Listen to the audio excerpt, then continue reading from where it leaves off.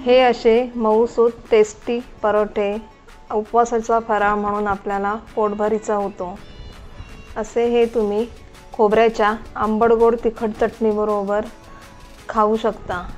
पराठेसोबत खायला आपल्याला खोबऱ्याची चटणी करायची आहे।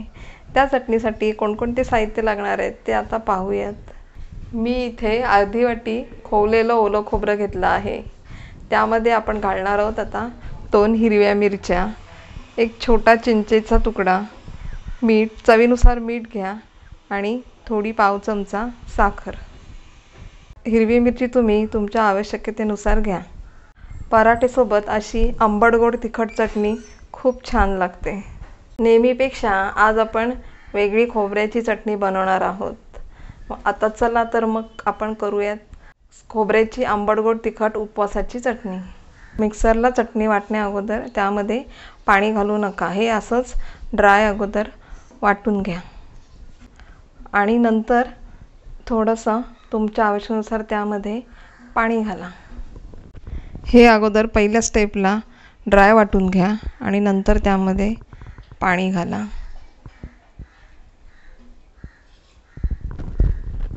अशी ही उपवासाची आंबट गोड खोबऱ्याची चटणी तयार आहे। ही चटणी तुम्ही उपवासाचे वेगवेगळ्या प्रकारचे डोसे, वेगवेगळ्या प्रकारचे पॅटीस, कचोरी, साबुदाणा वडा, डोसा, परोठा आणि समोसे, उपवासाच्या समोसेची व्हिडिओ डिस्क्रिप्शनमध्ये दिली आहे, तिथे जाऊन तुम्ही पहा, म्हणजे तुम्हाला समोसेची रेसिपी कशी बनवली आहे ते समजेल। आणि आता आपण बनवणार आहोत उपवासाचा पराठा। उपवासाच्या पराठ्यासाठी लागणारे साहित्य पाहूयात।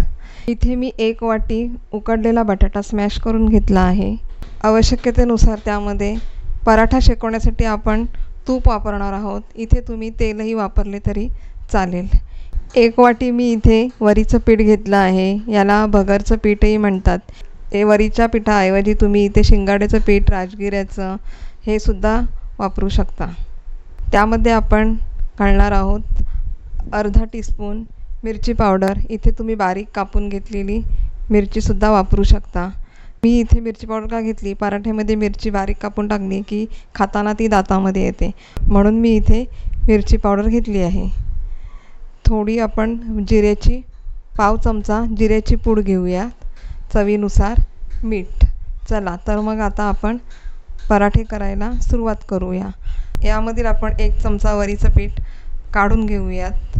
पराठे लाटताना आपल्याला वरीचं पीठ लागणार आहे। ताटामध्ये उकडलेला बटाटा आपण काढून घेऊयात।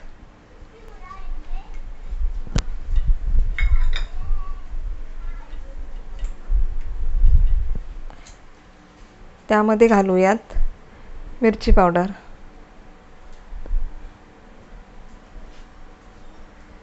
आवश्यकतेनुसार घाला, तुम्हाला किती तिखट हवं आहे त्याप्रमाणे। पाव टीस्पून जिरेपूड, चवीनुसार मीठ घालूयात।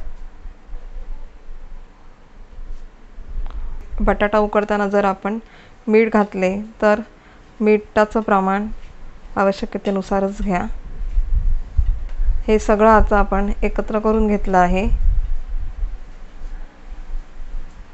असं प्रेस करूनच स्मॅश करून घ्या।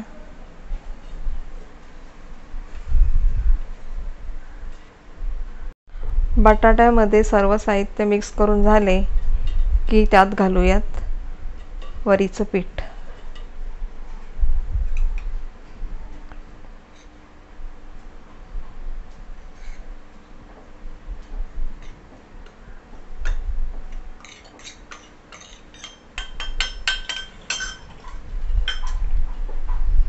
सुरुवातीला पाण्याचा वापर करू नका, उकडलेल्या बटाट्याला ओलावा असतो, त्यामध्येच हे वरीचं पीठ आपण एकत्र करून घेणार आहोत। हे मिश्रण एकत्र करताना जर असं घट्ट वाटलं तर त्यामध्ये सुरुवातीला 1 टीस्पून पाणी घाला।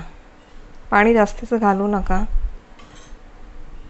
मिश्रण जर घट्ट वाटत असेल तरच थोड्या वेळाने पाणी घाला। हे वरीचं पीठ जसं जसं जास्त वेळ राहील त्याप्रमाणे याला ओलावा सुटत राहतो, म्हणून सुरुवातीलाच हे पीठ घट्टसरच मळून घ्या। यामध्ये मी 4 टेबलस्पून पाणी घेतलं आहे। असं हे पीठ चांगलं दाबून मळून घ्या।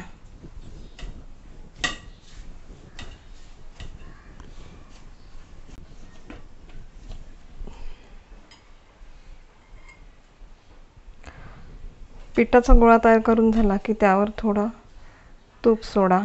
तुम्ही इथे तेलही सोडलं तरी चालेल। गॅसवर मी तवा गरम करत ठेवला आहे। तवा गरम होईपर्यंत आपण पराठा लाटून घेऊया। असा एक आपण मीडियम साईजचा गोळा करून घेऊयात।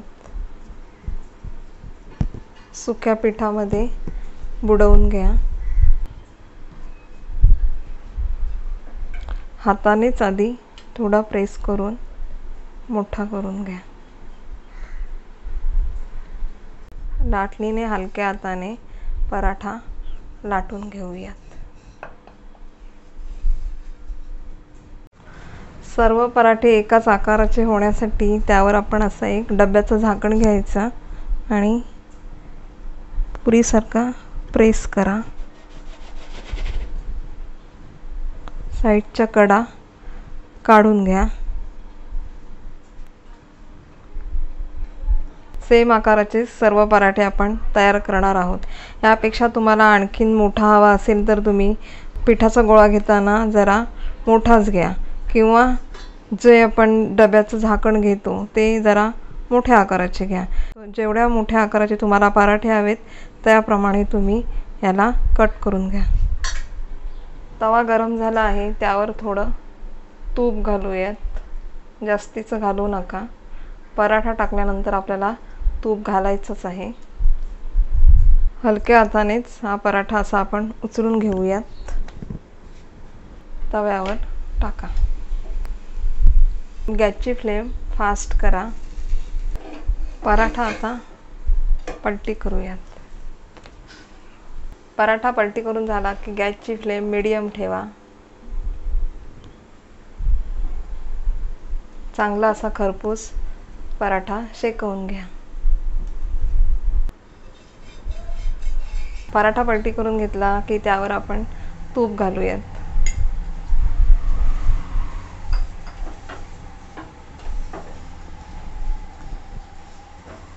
पराठा खरपूस भाजून झाला आहे, तो काढूयात। आता आपण याच्यावर दुसरा पराठा घालूयात। तुम्हाला सेम आकाराचे पराठे नको असतील तर तुम्हाला जेवढ्या साईजचे पराठे हवेत त्याप्रमाणे लाटून घ्या आणि पराठे। मी आता हा जरा मोठा पराठा तयार केला आहे। मला सगळे एकाच साईजचे पराठे तयार करायचे आहेत, म्हणून मी डब्याच्या झाकणाचा वापर करून एकाच साईजचे पराठे बनवून घेणार आहेत। A few minutes later. असे हे सर्व पराठे आपले रेडी झाले आहेत।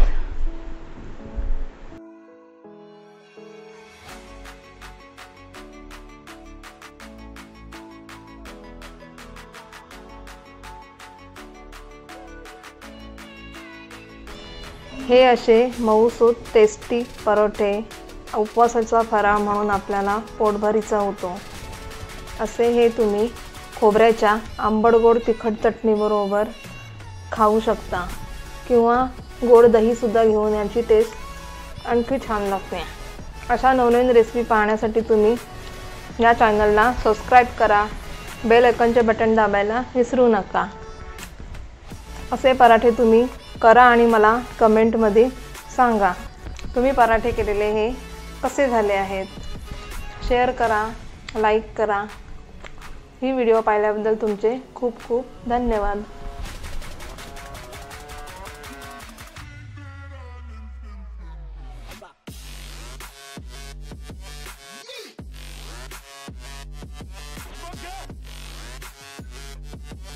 Yeah.